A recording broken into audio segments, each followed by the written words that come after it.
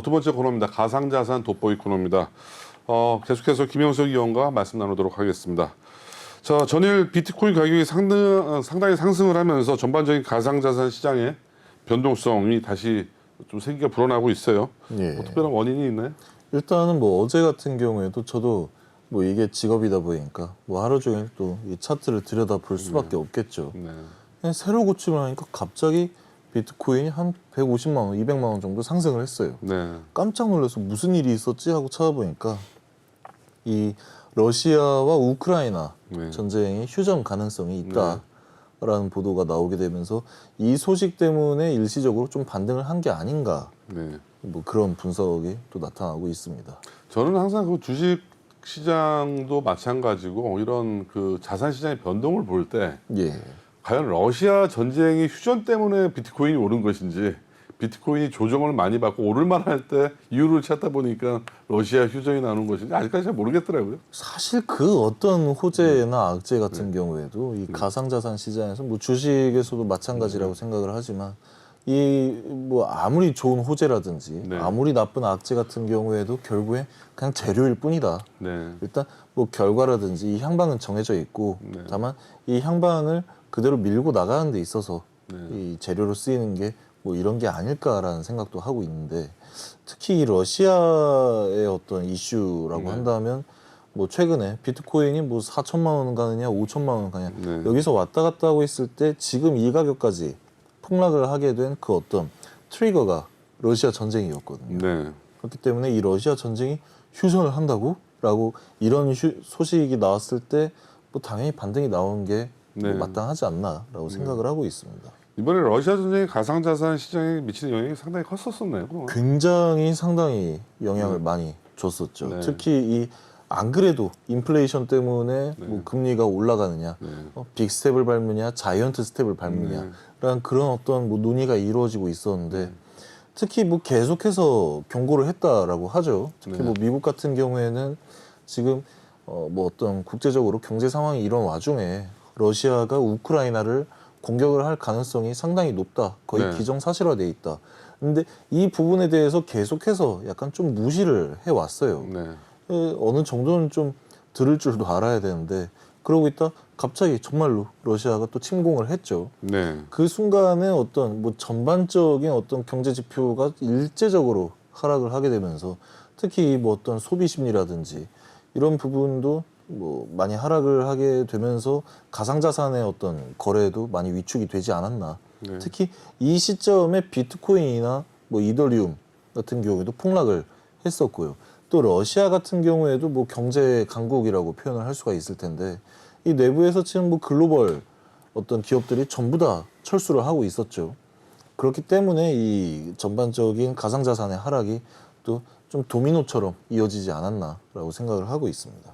결국 러시아 전쟁보다 가장 중요한 게 미국의 금리 인상이잖아요. 어떻게 보면. 그렇죠. 여기에 이제 아울러서 파생되는 인플레이션, 살인적이죠. 예. 이런 부분 때문에 금융시장이 많이 불안정했는데 이게 가장 큰 원인이잖아요. 어떻게 보면 가상 자산 시장에 급등락에 미치는.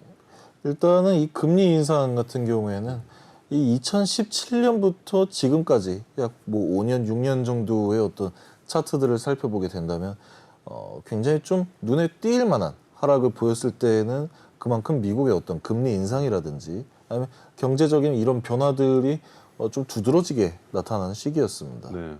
그렇기 때문에 어떤 인플레이션이라든지 이 또 미국이 금리를 인상을 하게 되면 다른 나라들도 같이 또 올리는 그런 문제 네. 이런 문제에 있어서 사람들이 아직까지는 지금 뭐 경제 시장이 불안정할 때 금을 사는 네. 것과 반대로 이 비트코인이나 이더리움에 대해서는 아직 좀 불신하는 분위기가 굉장히 팽배하다라고 네. 평가를 할 수가 있겠죠. 이더리움의 아버지죠. 비탈릭 부테린. 예. 지난 2019년도에 이어서 올해 8월에 또 방한 예정이죠. 예. 우리 한국이 미치는 전체 디지털 자산 시장의 영향력이 뭐 상당히 크다. 이렇게 봐도 되는 거죠. 사실 이 이더리움이라고 한다면 이 전체적인 가상자산 시장에서 비트코인 다음으로 또 중요한 어떻게 보면 코인이라고 할 수 있어요. 비트코인은 다이아몬드라고 치면 금이라고 할 수 있잖아요. 이더리움은 사실상. 그렇죠. 예. 뭐 거의 이 비트코인과 이더리움 같은 경우에는 뭐 가격이라든지 시장 점유율 네. 이런 부분에서 어느 정도 차이는 있지만 네. 그 위상 자체는 좀 비등비등하다라고 네. 평가를 받을 수 있을 정도로 굉장히 좀 중요한 코인이라고 할 수가 있겠죠. 특히 이 대한민국의 가상자산 시장 같은 경우에는 뭐 미국이라든지 네. 미국, 중국, 뭐 일본, 한국 이런 식으로 굉장히 큰 시장 중에 하나입니다. 네. 우리나라의 어떤 뭐 업비트라든지 빗썸 이런 거래소 같은 경우에도 이 거래소가 만약에 휘청을 하게 되면은 글로벌 시세가 휘청을 할 정도로 굉장히 큰 시장이에요. 중요한 네. 시장이라는 얘기입니다. 특히 뭐 메타버스라든지 NFT 사업 이런 사업을 진행을 하는 데 있어서도 이더리움이 굉장히 큰 역할을 하고 있죠. 네. 그렇기 때문에 아마 그런 시장을 좀 의식을 하고 꾸준히 방안을 하는 게 아닌가라고 생각을 하고 있습니다. 생각보다 상당히 젊네요. 굉장히 젊어요. 국적이 어느 나라 분인가요? 러시아 사람입니다. 아, 러시아 분이고. 근데 뭐 사실 요즘에는 러시아의 어떤 전쟁이라든지 네. 그런 이슈도 있기 때문에 네. 좀 많이 조심스러운 부분도 있겠지만 이 비탈릭 부테린 같은 경우에는 실제로 보면은 굉장히 좀 사람이 겸손하다라고 아, 표현할 수가 있죠. 업계에서도 평이 좋은가 봐요. 그러니까 이제 뭐 사생활 부분에 대해서는 또 어떤 풍문이 있긴 하지만 네. 그 풍문에 대해서는 네. 풍문레이더 시간에 한번 다뤄보도록 하고요. 예. 예. 각 코인을 만든 유명한 그 셀럽들의 사생활에 대해서도 우리가 뭐 좀 점점 궁금해지네요. 어떻게 보니까. 할 얘기가 네. 상당히 네. 많죠. 내일 모레까지도 할 수 있는 얘기가 그러게요. 많죠. 이게 어떻게 보면 정말 부러운 사람들이잖아요. 정말 벼락부자가 된 사람들일 텐데 예. 저렇게 돈이 많으신 분들은 어떻게 사생활이 돌아가는지 참 궁금해요. 정말. 가장 대표적인 경우로 이 가상자산 사업을 통해서 네. 막대한 돈을 벌어들인 네. 우리 아직까지 잡히지 않고 있는 권도영 씨 예. 같은 경우에는 그렇게 돈을 많이 벌었는데도 불구하고 네. 그 돈 뭐 어디 편하게 쓰기나 하겠습니까? 아직까지 그렇죠. 계속 쫓기고 있는 상황인데. 그러니까 뭐 일확천금이 있나 하더라도 그분이나 우리나 뭐 하루 3끼 먹는 것도 똑같죠. 뭐. 예. 마음 편하게 사는 게 중요한 거지. 저 하루 2끼 먹거든요. 그러니까 앞으로 비트코인과 이더리움 등 메이저 코인들의 가격 변동 어떻게 예상을 하세요? 일단은 비트코인 같은 경우에는 뭐 한 40% 정도 하락을 하고 네. 이더리움 같은 경우에는 최대 한 60% 정도까지 네. 또 하락을 한 모습을 보이고 있습니다. 네.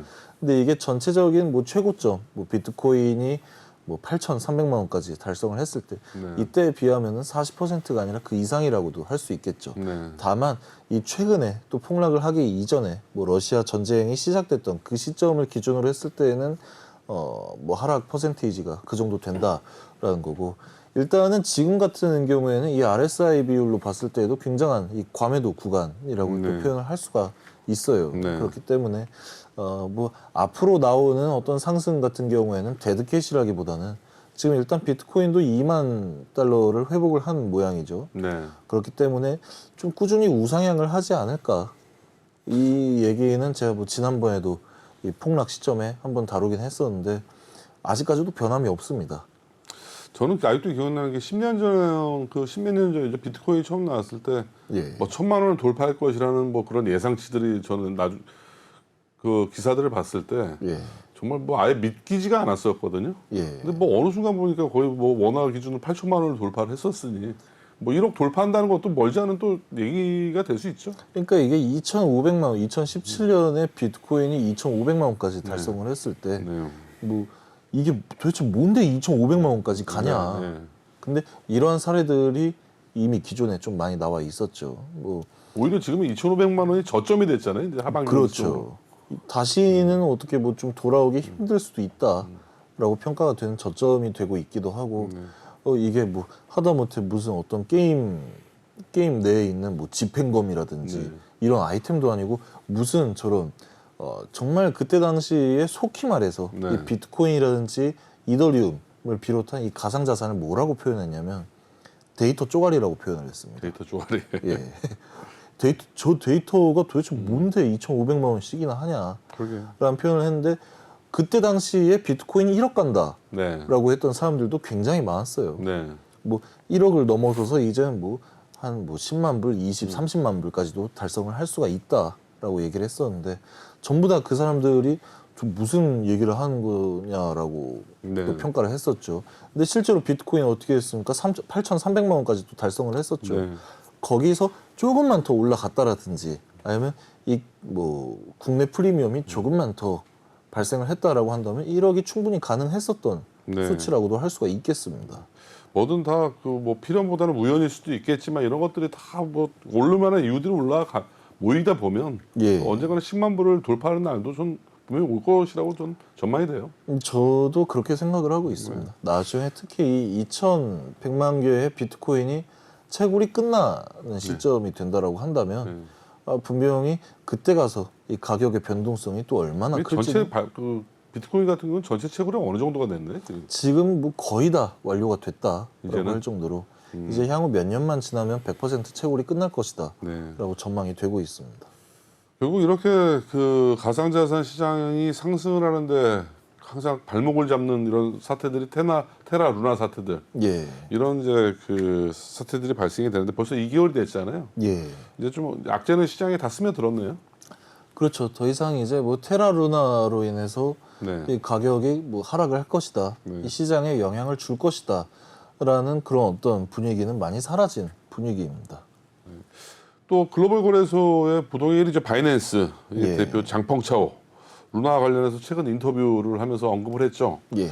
이 장펑차오는 이런 루나 사태를 보고 어떤 기조를 갖고 있나요? 일단은 이 장펑차오 같은 경우에 굉장히 이례적으로 네. 테라 루나 사태가 발생을 했을 때 이 권도영 씨가 주장을 하는 어떤 내용들이라든지 뭐 그 개선안, 회복 방안 이 부분에 대해서 정말 노골적으로 한심하다라는 표현을 쓸 정도로 이 테라 루나 사태에 굉장히 지대한 관심을 네. 보인 바가 있습니다. 네. 특히 이 최근 같은 경우에 장펑차오 대표 같은 경우에는 이 테라 루나의 사태가 네. 이 프로젝트의 어떤 실패 네. 정도로 볼 수가 있다. 네. 이걸 뭐 다시 살리는 방안이라든지 이런 부분에서 꾸준히 좀 논의를 하겠다. 왜냐하면 이 플랫폼 자체는 굉장히 좋다라는 평가거든요. 네. 심지어 저도 그렇게 생각을 하고 있습니다. 네. 플랫폼은 좋았으나 알고리즘이 문제였다. 혹은 이 대표의 개인적인 어떤 일탈 행위가 문제였다라고 생각을 하기 때문에 사실은 이 루나 같은 경우에 지금 뭐 그때 당시 하락을 한 루나는 지금 루나 클래식이라고 네. 이름이 붙여져서 거래가 되고 있어요. 네. 이 부분이 뭐 이전 수준의 가격은 아니겠지만 그래도 어느 정도는 좀 회복을 할 수 있지 않을까라는 그런 기대도 좀 하고 있는 겁니다. 결국 테라 루나 사태로 인해서 스테이블 코인에 대해서 전체적인 붕괴가 됐잖아요 이번에. 예, 스테이블 코인 너무 이제 많은 좀 문매를 맞고 있지 않나요? 예, 그렇죠. 지금 뭐 스테이블 코인 중에 가장 유명한 게 뭐 USDC라든지 네. USDT, 네. 뭐 TUSD 네. 뭐 이런 코인들이 굉장히 많이 있죠. 네. 그 중에 가장 뭐 부동의 1위인 게 USDT, 테더라고 할 수가 있는데 이 스테이블 코인 같은 경우에 대해서는 사실은 이 재단을 형성을 하고 네. 이 코인을 찍어내는 데 있어서 그만큼의 달러를 은행에 또 예치를 하고 있어야 됩니다. 네. 이게 담보가 되어야만 이 가격을 1달러를 꾸준히 좀 유지를 할 수가 있다라는 얘기인 거거든요. 네. 자, 특히 가상자산 시장의 중요한 시장이 유럽 시장, 상당히 큰 시장이잖아요. 예, 유럽 시장에서도 지금 스테이블 코인들이 퇴출이 가시화가 되고 있다면서요. 예.